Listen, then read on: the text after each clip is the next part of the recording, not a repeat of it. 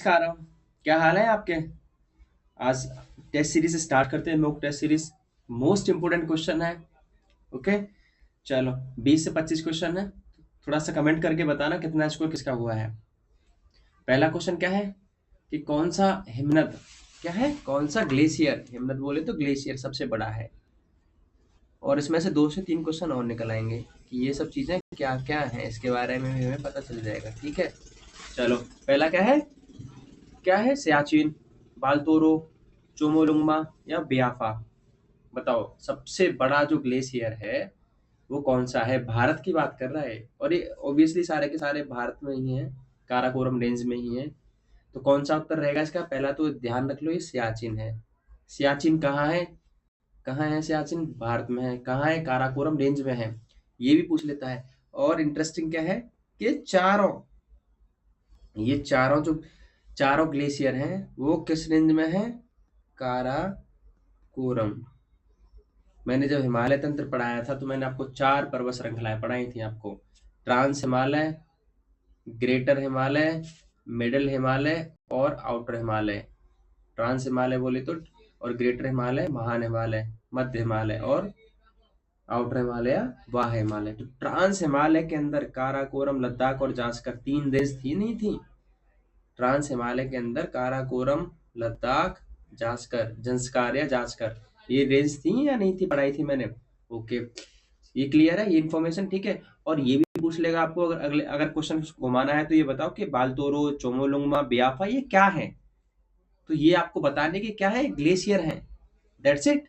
चलो second question क्या है। देखो भाई, इतने ज्यादा मोस्ट इंपोर्टेंट क्वेश्चन है, इतनी ज्यादा मेहनत से मैंने बनाए हैं, तो हाथों हाथों में दर्द होता होगा तो मुंह वूह लगा लेना। लेकिन कमेंट कर देना कमेंट सेक्शन में कितने किसके सही हो रहे हैं। ठीक है, दम है तो बिना करके दिखाओ तब पता चलेगा। दूसरा क्वेश्चन क्या है कि 1857 का जो विद्रोह हुआ था उसमें 1859 की कलाकृति बनाई थी एक व्यक्ति ने, relief of Lucknow. Relief of Lucknow किसने बनाई थी? अरे एक पेंटिंग बनाई थी। क्या थी? एक पेंटिंग बनाई थी। ये क्या है? एक पेंटिंग बनाई थी। ठीक है भैया, जब पेंटिंग बनाई थी, रिलीफ ऑफ लखनऊ नाम था उसका, 1857 के विद्रोह पर। पेंटिंग कब बनाई थी? 1859 में। किसने बनाई थी? जॉर्ज सिनरी, टॉमस नहीं, ये थॉमस है, सॉरी, ये थॉमस है, थॉमस जॉन्स वार्कर, जोहान जोफनी या विलियम ओजेस। याद रखना, क्योंकि अब 1857 के जितने क्वेश्चन है वो मोस्टली पूछे जा चुके हैं, लेकिन ये नई नई चीजें हैं। तो किसने बनाया?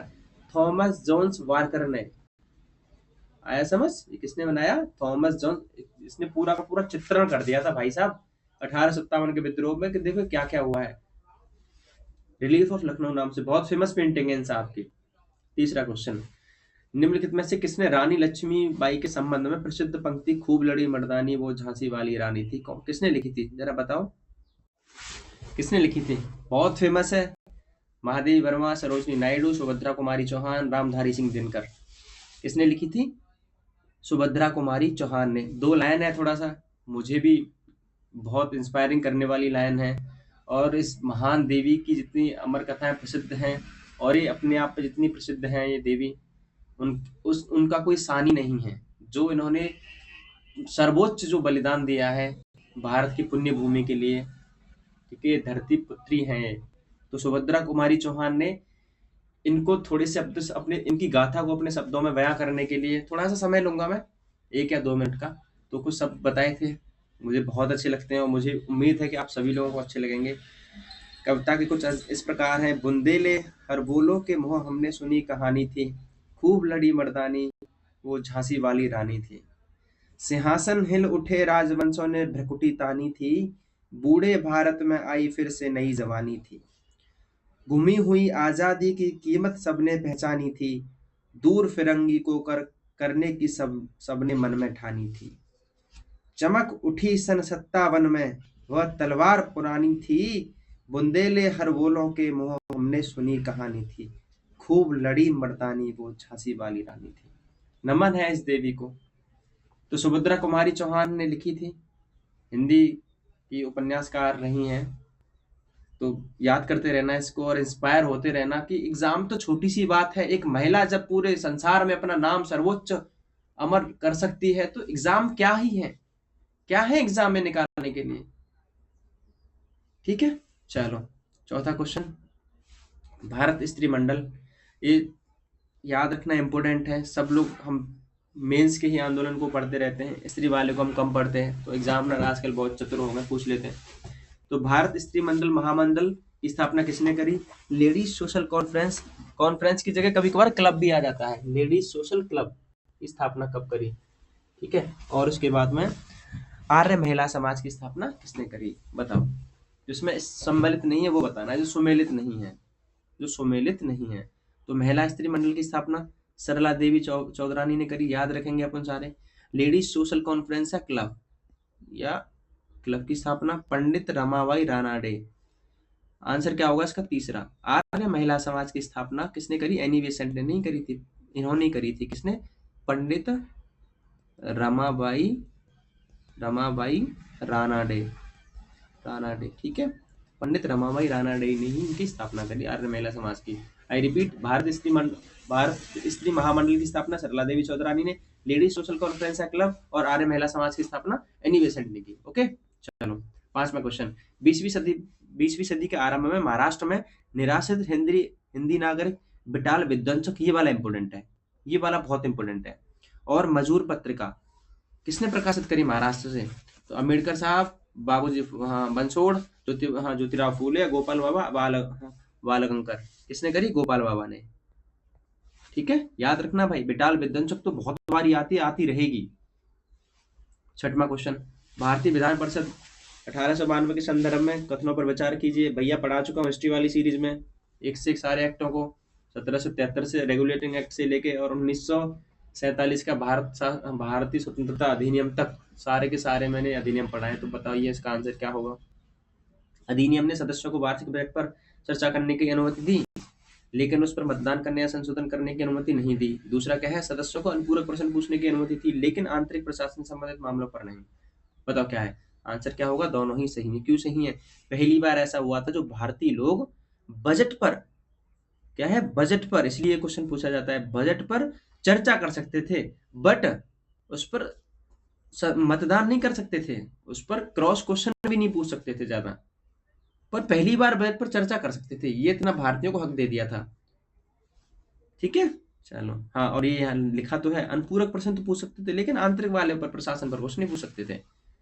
ठीक है, सातवां क्वेश्चन, पार्लियामेंट सुधार फेमस है, इसको क्या बोलते हैं? ये कब आए? बताओ कब आए? 1909 में। पार्लियामेंट सुधार को क्या बोलते हैं? दूसरा, government of India act 1909, Bharat शासन अधिनियम 1909 ये भी बोलते हैं। तो उसमें क्या क्या प्रावधान थे जरा बताइए। इन सुधारों ने पहली बार भारत में विधान परिषदों में अप्रत्यक्ष चुनावों के सिद्धांत को लागू किया है, इनडायरेक्ट इलेक्शन के प्रिंसिपल को लागू किया।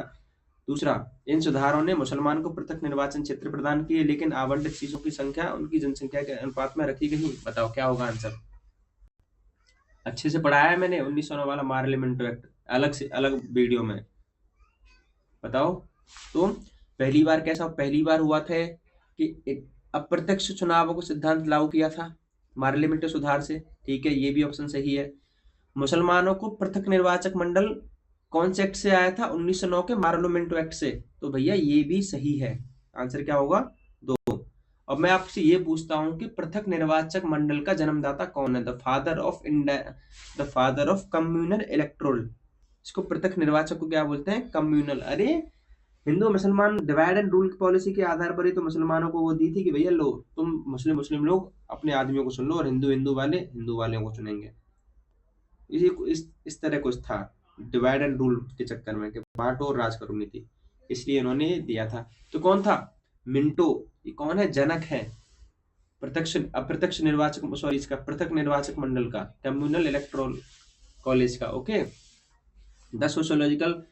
द इंडियन सोशियोलॉजिस्ट पत्रिका, एक मैगजीन निकलती थी, द इंडियन सोशियोलॉजिस्ट, 1905 में लंदन में किस क्रांतिकारी केंद्र के द्वारा प्रकाशित हुई? बताओ कौन सा? इंडिया लीग है, इंडिया हाउस है? अरे यार, एक लंदन में ना एक वहां घर बनाया था क्रांतिकारियों ने जाके, और उसका नाम पूछ रहा है वो। वहीं कुछ लोग थे, क्रांतिकारी लोग जाके रहते थे, इंडिया से जब जाते थे वहीं से क्रांतिकारी गतिविधियां करते थे। उसका नाम क्या है?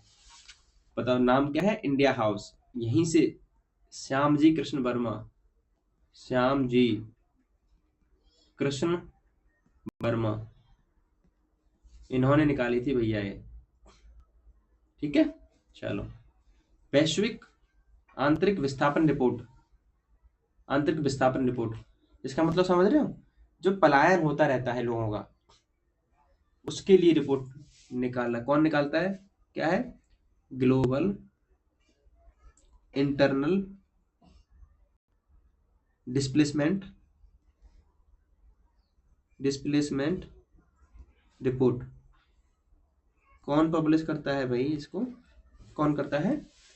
UNDP, united nation development programme, फिर आईओसीडी इंटरनेशनल, ये वाला जो इंटरनल है, और आंतरिक विस्थापन निगरानी केंद्र आईडीएमसी, या फिर यूएनएचआरसी। कौन करता है?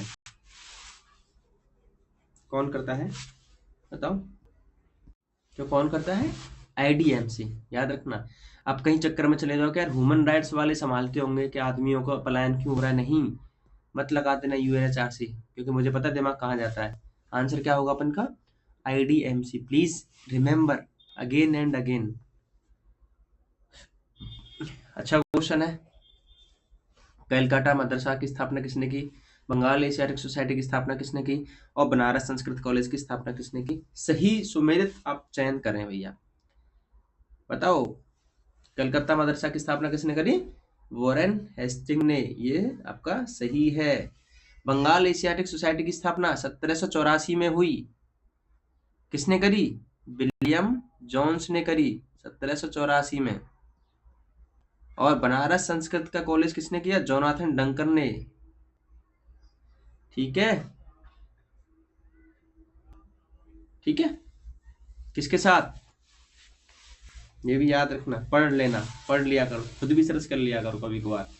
ये दो पूछता है, बनारस संस्कृत का कॉलेज को किसके साथ मिलके बनवाया, तो मैंने बता, ये तो आपको मिल ही गया, जोनाथन डंकन। ये भी देख लेना है किसके साथ मिलके बनवाया जोनाथन डंकन साहब ने। तो अब तीनों चीज के बारे में याद रखेंगे। कलकत्ता मदरसा की स्थापना वॉरेन हेस्टिंग ने, बंगाल एशियाटिक सोसाइटी की स्थापना 1784 में विलियम जोन्स ने, बनारस संस्कृत का कॉलेज किसने किया? जोनाथन डंकन ने। ठीक है, ओके। 11वां क्वेश्चन। लोथल, चान्होदड़ो, राखीगढ़ी और हड़प्पा, ये कौन कौन सी नदी के किनारे हैं भैया? बस आपको ये बतानी है। सिंधु घाटी सभ्यता मैंने पढ़ाई नहीं है, मैं एक वीडियो में, एक सेपरेट वीडियो शायद मैं कल बनाऊं इसके लिए, तो मैं पढ़ाऊंगा आपको, कल बताता हूँ सिंधु घाटी सभ्यता पूरी। तो आज एक क्वेश्चन कर लो इसके बारे में। देखो, लोथल कौन सी नदी किनारे है? भोगवा नदी किनारे। हड़प्पा किसकी नदी किनारे है? रावी नदी किनारे। बाकी ये नहीं है। तो कौन, कितने युग्म सही है? 2 युग्म सही है। 12। अनुच्छेद 21 में सम्मान पूर्वक मृत्यु का अधिकार शामिल है। पॉलिटी क्वेश्चन है, बता ही सकते हो इसको तो भैया, गला चीख सीख के मैंने बताए आर्टिकल आपको।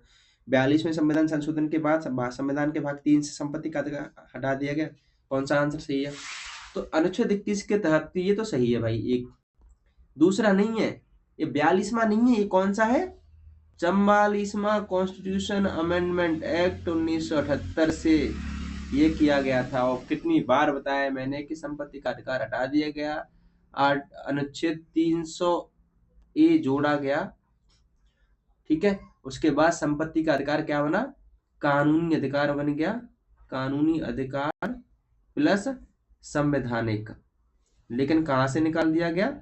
मौलिक अधिकार से निकाल दिया गया। तो अब संपत्ति का अधिकार कैसा है? कानूनी भी है और संवैधानिक भी है। लेकिन क्या नहीं है?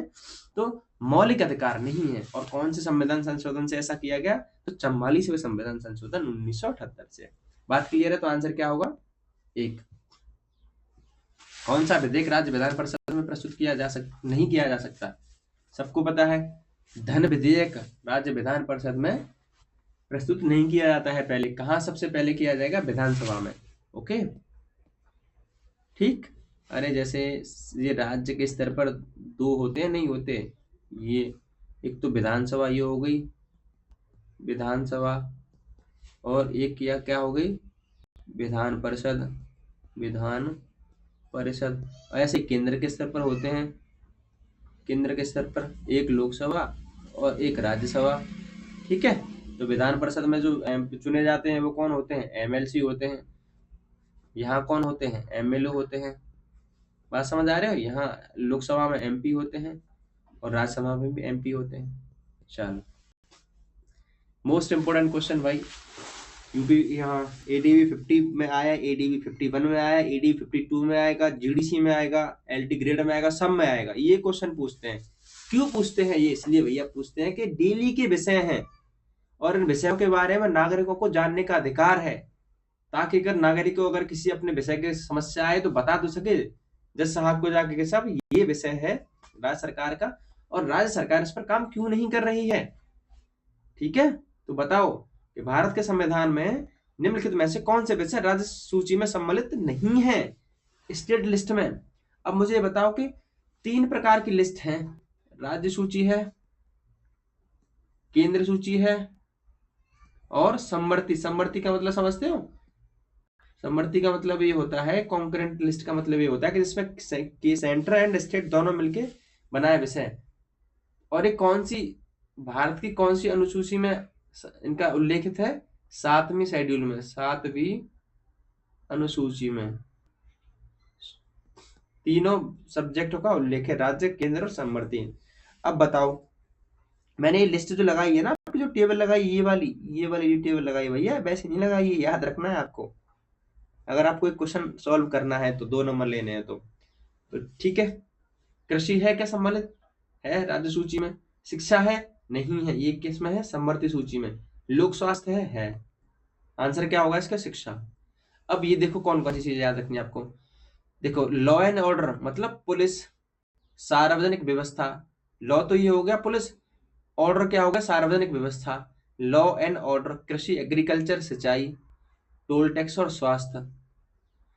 हर हालत में राज्य चुनाव आयोग है और पंचायत। ये राज्य सूची के विषय आपको याद रखने ही है। कुछ नहीं रख पाओ ना तो कृषि, और भाई कृषि वाला याद रख लेना। और शिक्षा समवर्ती सूची में आएगी। विवाह, तलाक, दत्तक, वन, क्रिमिनल लॉ, माप तोल, बिजली और कानून। माप तोल, ठीक है। ये किस, शिक्षा को प्लीज याद रखना है आपको। शिक्षा किसमें? समवर्ती सूची में, ना केंद्र में है ना राज्य में। और आपको संघ वाले केंद्र में तो मिल ही जाएंगे, रक्षा है, विदेशी मामले, रेलवे, मुद्रा, बैंकिंग, परमाणु ऊर्जा, ये सब पता है कि ये किस में आते हैं? केंद्र वाले में आते हैं। लेकिन क्या नहीं आता? शिक्षा समवर्ती सूची में नहीं आती, सॉरी समवर्ती में आती है, ना तो केंद्र में आती है ना राज्य में आती है। प्लीज इस टेबल को प्लीज याद रखें, ठीक है। अब कृषि कहाँ आती है? राज्य सूची के अंतर्गत आती है, ना कि समवर्ती के अंतर्गत आती है, ठीक है। स्वास्थ्य भी कृषि को याद रखेंगे और आप इसको स्वास्थ्य को याद रखेंगे। और बिजली को किसमें याद रखेंगे? समवर्ती में, ना कि केंद्र में। ये बिजली और शिक्षा ने तो कंफ्यूज ही कर दिया लोगों को, ठीक है। चलो, भारत में मतदान की आयु 21 से घटकर 18 वर्ष कौन से संविधान संशोधन से हुई? बताओ कौन से संविधान संशोधन से हुई? 59, 61, 63, 65, 61 से 16वां। किस ब्रिटिश संसद के अधिनियम से बॉम्बे और मद्रास प्रेसिडेंट की विधायी शक्तियों को छीन लिया? विधान निर्माण के अंदर कौन से भैया सबसे पहले क्या बनाया? Regulating act 1773। निम्नलिखित में से किसे वायुमंडल के स्थायी घटक की वजह परिवर्तनशील गैस माना जाता है? इसका मतलब पता क्या है? अरे वायुमंडल में कुछ होती है स्थायी गैस, वो ज्यादा परेशान नहीं करती है, फिक्स रहती है। लेकिन कुछ ऐसी गैस होती है जो मतलब परिवर्तनशील होती रहती है, जिसमें चेंजेस आते रहते हैं। कौन सी है? कार्बन डाइऑक्साइड है, नाइट्रोजन नहीं है, ऑक्सीजन नहीं है, आर्गन नहीं है, CO2 में ही। और अगर CO2 की जगह मीथेन होता, CH4 होता, तो CH4 आती। CH4 की जगह अगर क्या होता? वाटर वेपर होता, जलवाष्प होता, तो उसकी जगह जलवाष्प होता, ठीक है। तो ये है, बात समझ रहे हो आप? तो I repeat, carbon dioxide, methane और जलवाष्प, ये क्या है? जलवाष्प, वाटर वेपर। ये क्या है? वायुमंडल की परिवर्तनशील गैस है, ठीक है। वायुमंडल में वर्षा कब होती है? कब होती है? जलवाष्प संघनित हो जाता है, लेकिन बूंदें अनिश्चित काल के लिए निलंबित रहते हैं। अनिश्चित काल के लिए थोड़ी ना रहती हैं, गलत। संघनित बूंदें या हिमकण इतने बड़े हो जाते हैं कि वे गुरुत्वाकर्षण द्वारा नीचे आ जाते हैं, करेक्ट। भाई जब बूंदों का भार जब ज्यादा हो जाता है तो सीधी सी बात है, गुरुत्वाकर्षण उनको नीचे खींच लेगा। हालांकि बड़ा प्रोसेस होता है, लेकिन इसके आंसर से क्या होगा? ग्रेविटी फोर्स जब नीचे खींचती है तो क्या होता है? बारिश होती है, ठीक है। वायुमंडल और ऑप्शन पे बात कर लेते हैं। वायु का तापमान पूरे दिन उष्मांक से ऊपर बना रहता है? नहीं भाई, कैसे वर्षा हो जाएगी जब ऊपर टेम्परेचर बना रहेगा। सापेक्ष आर्द्रता, जो रिलेटिव ह्यूमिडिटी होती है, संतृप्ति स्तर से बहुत नीचे, भाई नीचे गिर जाएगी तो नहीं होगी। कितनी होनी चाहिए वर्षा के लिए? ध्यान रखना, कि वर्षा के लिए सापेक्ष आर्द्रता बोले रिलेटिव ह्यूमिडिटी कितनी होनी चाहिए 100%, तभी ना वर्षा होगी।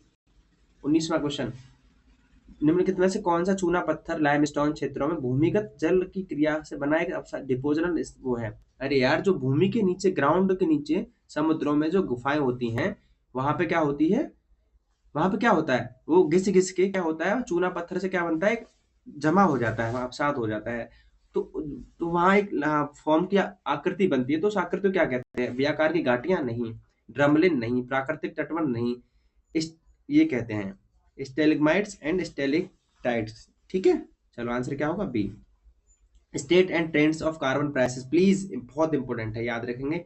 कौन कौन इस रिपोर्ट को पब्लिश करता है? यूनेप नहीं, आईईए नहीं, आईपीसीसी नहीं, कौन करता है? देखो, यकीन नहीं कर पाओगे कि उल्ट, मतलब एक ऐसी एजेंसी करती है जो सोचता भी नहीं है कोई।